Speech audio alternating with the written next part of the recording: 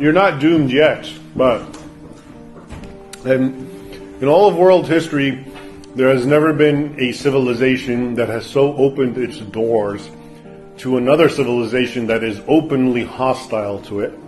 So this is unprecedented, what's happening. Your ancestors of Europe, and I describe it in my books because I write about history, fought tooth and nail to prevent Islam from entering and conquering Europe. Because that was one of the grand plans that went on for century after century from the east. The Turks were trying to enter Constantinople. They surrounded Vienna in 1683. And before that, the Muslims, I told you, went up into Tours in France in 732, 1,000 years later. This was an actual goal. And now Western Europe is saying, oh, none of that matters. It was a misunderstanding. Come on in. But they haven't changed. That mentality, and when I say they, that's obviously, I'm simplifying. The mentality that I've described is part of Islam. It's an Islamic concept. So the Islamic State, you're told, oh yeah, they have nothing to do with Islam. They've twisted it. No, they haven't. They are a representation of what Islam, the caliphs, the sultanates, the emirates, that's how they operated. The heads of Islam, the grand imams and the muftis said the same exact thing. Okay, so that is what it is. Again, it's not my point to arguing, oh, well, this particular migrant wants to conquer you. Maybe he doesn't. Maybe he's looking for a good life. I understand that, and that's what makes it complicated.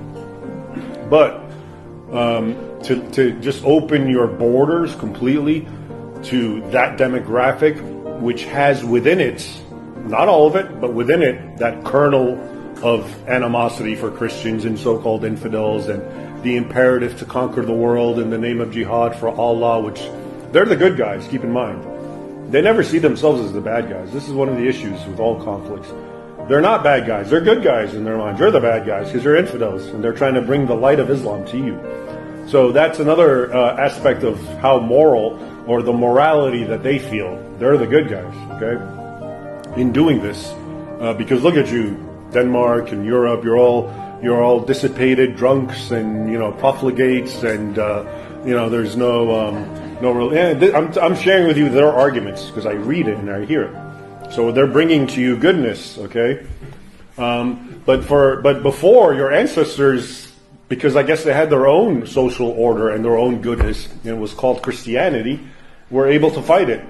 But I guess in this current void of sort of this atheistic climate, anything goes, and who's to say they're wrong? Maybe they're right, etc., etc. And now you have what's happening. So it's a very unprecedented experience.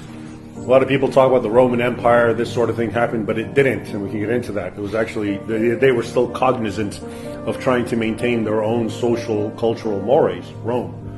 And it fell to the Goths and the Germanic peoples. And I'm just saying, some people use this analogy, but in this case, this is completely your doing. Not you, but it's Europe's doing.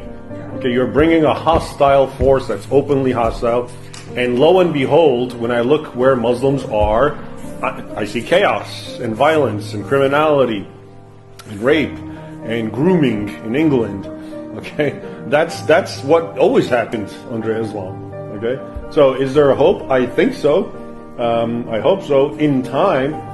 But it's so bad that it even had to get to this point. It's such an abnegation and betrayal of your own heritage, of these men and women who fought and died to preserve your way of life against an open, hostile force, and now they're being welcomed in, and why not? It's okay.